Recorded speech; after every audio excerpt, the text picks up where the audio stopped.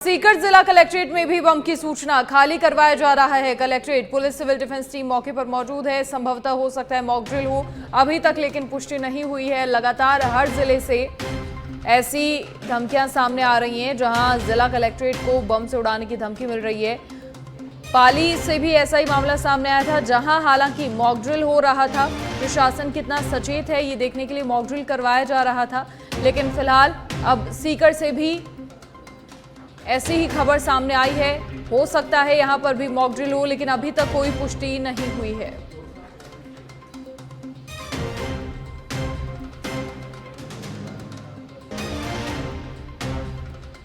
और एसआई भर्ती परीक्षा को लेकर गठित कैबिनेट सब कमेटी की बैठक लगातार जारी है। सचिवालय में कमेटी के संयोजक जोगाराम पटेल की अध्यक्षता में बैठक, मंत्री जवाहर सिंह बेढम, बाबूलाल खराड़ी और मंजू बागमार भी बैठक में मौजूद हैं।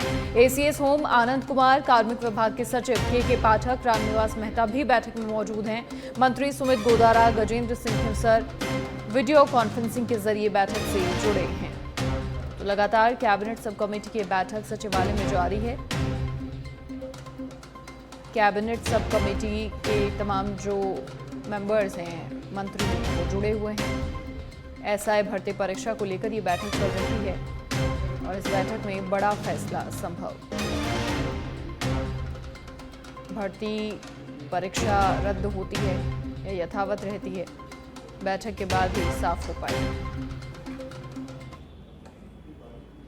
और इसी बीच जयपुर से एक और बड़ी खबर है। आईसीसी महासचिव सचिन पायलट पहुंचे आरआईसी। राजीव गांधी की पुण्यतिथि की पूर्व संध्या पर प्रदर्शनी स्वतंत्र भारत की झलक चित्र प्रदर्शनी का उद्घाटन किया। पूर्व प्रधानमंत्री राजीव गांधी को पुष्पांजलि अर्पित की। उद्घाटन के बाद चित्र प्रदर्शनी का अवलोकन भी किया गया।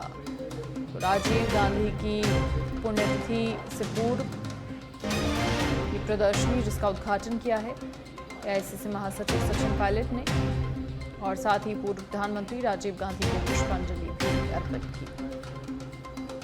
उद्घाटन के बाद चित्र प्रदर्शनी का अवलोकन भी उन्होंने किया।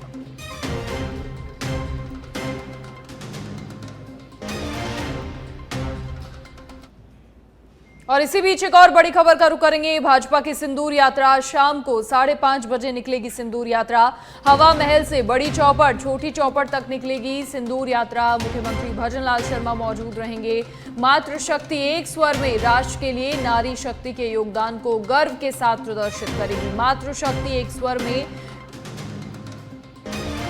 इस सिंदूर यात्रा निकालेगी, जिसमें सेना के शौर्य पराक्रम सम्मान एक तरह से। आपको बता दें, बीजेपी की ओर से तिरंगा यात्रा भी लगातार निकाली जा रही है, लेकिन अब मातृशक्ति भी मैदान में है और सिंदूर यात्रा निकाली जाएगी। शाम 5:30 बजे का वक्त होगा जब ये सिंदूर यात्रा निकलेगी। बीजेपी की ओर से अब सिंदूर यात्रा।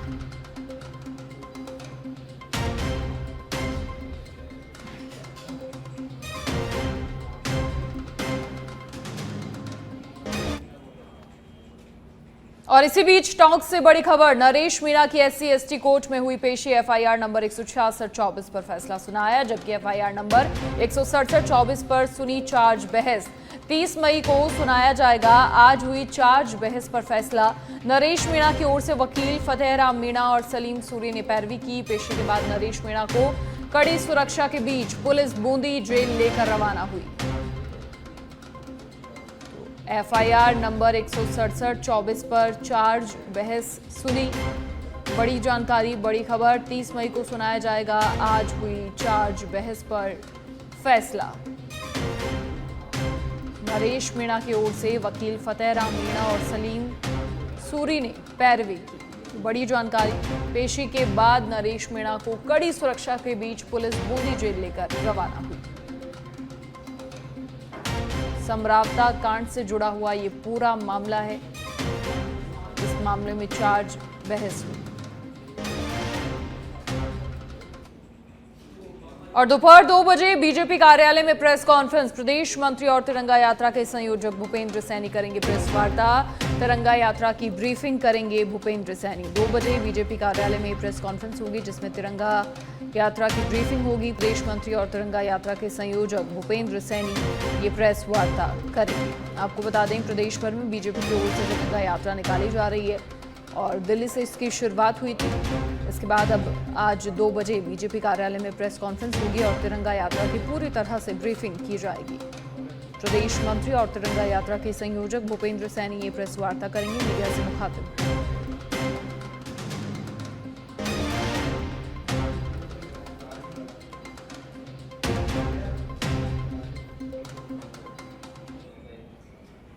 और अब चित्तौड़गढ़ से बड़ी खबर, जहां गैस पाइपलाइन में लीकेज से हड़कंप मच गया। अडानी गैस कंपनी की पाइपलाइन में लीकेज हुआ था। शहर में मेडिकल कॉलेज के निकट से ये गैस पाइपलाइन गुजर रही है। प्रशासन और पुलिस के आला अधिकारी जानकारी मिलते ही मौके पर पहुंचे। अडानी गैस कंपनी के कर्मचारियों ने लीकेज पर काबू पाया। समय रहते ही लीकेज बंद करने से बड़ा हादसा टला। जेसीबी से खुदाई के दौरान लीकेज होने की आशंका फिलहाल जताई जा रही है, लेकिन समय रहते इसे दुरुस्त किया गया,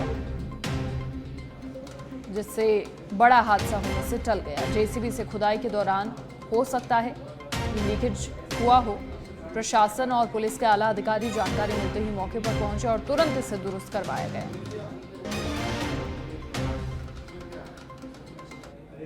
ये हमें सूचना मिली थी कि आज बोजुंदा मेडिकल कॉलेज के पास में एक पीएनजी गैस पाइपलाइन गुजर रही है, उसमें कोई लीकेज की सूचना मिली थी, जिसके जानकारी मिलने पे हम यहाँ पे पहुँचे। यहाँ पे पुलिस जाब्ता और हमारी पटवारी साहब पहुँचे और उसमें यहाँ पे आके देखा तो एक पाइपलाइन में लीकेज का मिला था, जो अडानी गैस कंपनी है उसने अपने कॉन्ट्रैक्टर को दिया था।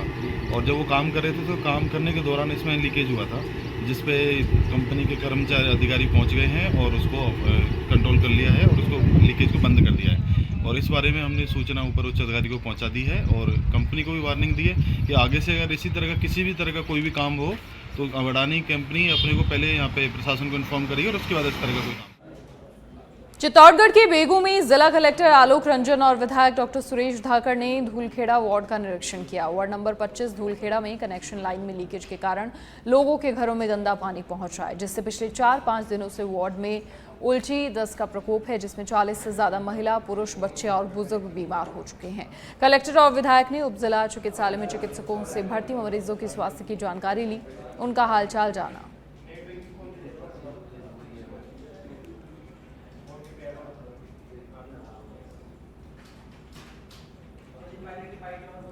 तो चित्तौड़गढ़ के बेगू में जिला कलेक्टर आलोक रंजन और विधायक डॉक्टर सुरेश धाकड़ ने धूलखेड़ा वार्ड का निरीक्षण किया। वार्ड 25 धूलखेड़ा में कनेक्शन लाइन में लीकेज के कारण लोगों के घरों में गंदा पानी पहुंच रहा है। 4 से 5 दिनों से वार्ड में तमाम बच्चे, महिलाएं, बुजुर्ग बीमार हो रहे हैं। खासा परेशानियों का सामना इन लोगों को करना पड़ रहा है। ऐसे में चिकित्सकों से भर्ती मरीजों का हाल उन्होंने जाना। और दौसा जिला कलेक्ट्रेट को बम से उड़ाने की धमकी मिली है। जिला कलेक्टर की मेल पर ये ईमेल आई थी। धमकी मिलने के बाद से जिला कलेक्ट्रेट में हड़कंप मच गया। जिला कलेक्टर ने बम से उड़ाने की मेल की जानकारी एसपी को दी। एसपी ने कलेक्ट्रेट के सभी कार्मिकों को बाहर निकाला। जिला कलेक्ट्रेट के चप्पे चप्पे पर पुलिस बल की तैनाती है। बम निरोधी दस्ता कलेक्ट्रेट के अंदर चप्पे चप्पे की तलाशी भी ले रहा है। कर्मचारियों में भय और दहशत का माहौल है। धमकी मिलने के बाद से जिला कलेक्ट्रेट में हड़कंप मच गया। जिला कलेक्टर की मेल आईडी पर ये मेल आई थी और उसके बाद से ही हड़कंप। दौसा जिला कलेक्टर के पास एक बम से उड़ाने की धमकी भरा एक मेल आया है, जिससे पूरे कलेक्ट्रेट में अफरा तफरी का माहौल हो गया है। और आप देख सकते हो जिला पुलिस अधीक्षक कार्यालय के सामने पूरी कलेक्ट्री और जो पुलिस अधीक्षक कार्यालय के सभी कर्मचारियों को बाहर से निकाल लिया गया है। सुरक्षित इनको एक तरफ कर दिया गया है और कलेक्ट्रेट के अंदर चप्पे चप्पे पर आप देख सकते हो पुलिस तैनात की गई है और जो सुरक्षा दस्ता है अंदर पूरी कलेक्ट्री और एसपी कार्यालय की पूरी मॉनिटरिंग कर रही है कि कहीं कोई मेल बम की जिस तरीके की अफवाह है या फिर ये सही है, उसके लिए पूरी जांच की जा रही है। और आप देख सकते हो किस तरह से पूरा जाब्ता तैनात है। पुलिस अधीक्षक कार्यालय में भी है और साथ ही कलेक्ट्रेट के चप्पे चप्पे में हर एक प्रत्येक कार्यालय में पुलिस जाब्ता तैनात। और उस बम की जिस तरह से धमकी मिली है या मेल आया है, उसी की जांच की जा रही है। आए दिन ये देखने में आ रहा है कि जब से भारत और पाकिस्तान के बीच में जो तनाव हुआ है, उसी को लेकर कई तरह की मेल आ रही है। अब उस मेल की जांच की जा रही है कि वास्तव में यह सही है या फिर गलत। इसी को लेकर पूरा जो कलेक्ट्रेट को पुलिस प्रशासन ने घेर रखा है और उसकी प्रत्येक कमरे की जाँच की जा रही है। विष्णु आशीर्वाद, सच बेधड़क, दौसा। कोटा की रामगंज मंडी में ब्राह्मण समाज विप्र फाउंडेशन ने कनवास में हुई हत्या के विरोध में आक्रोश जताया। ब्राह्मण समाज बंधु एकत्रित होकर उपखंड कार्यालय परिसर पहुंचे। इसके बाद एसडीएम नीता वसीटा को ज्ञापन दिया गया। विप्र फाउंडेशन के प्रदेश मंत्री विशाल श्रृंगी ने बताया कि कनवास में ब्राह्मण समाज के युवक संदीप शर्मा की दिन दहाड़े चाकू से वार कर हत्या कर दी गई। ऐसे में समाज के लोगों ने मृतक के परिवार को आर्थिक सहायता देने की भी बात कही। जिस तरीके से हमारे को जानकारी मिली है तो उनको परिवार को 10 लाख रुपए का मुआवजा और संविदा पे नौकरी लगाया है। वो बच्चा पार्ट टाइम जॉब करता था, अपने परिवार का लालन पालन करने के लिए पार्ट टाइम जॉब करके कंप्यूटर रिपेयरिंग का काम करता था। आज उसकी मौत के बाद उसके परिवार को संभालने वाला कौन है? सरकार को यह चाहिए कि कम से कम जो सामने वाली जो पार्टी है जिसने उनका मर्डर किया है उसकी पूरी संपत्ति कुर्क करके उसको बेचान करके उसका सारी प्रॉपर्टी बेच के उसको मुआवजा देना चाहिए। 10 लाख से क्या होगा? और उसको सरकारी नौकरी लगवानी चाहिए। संविदा पे लगाने से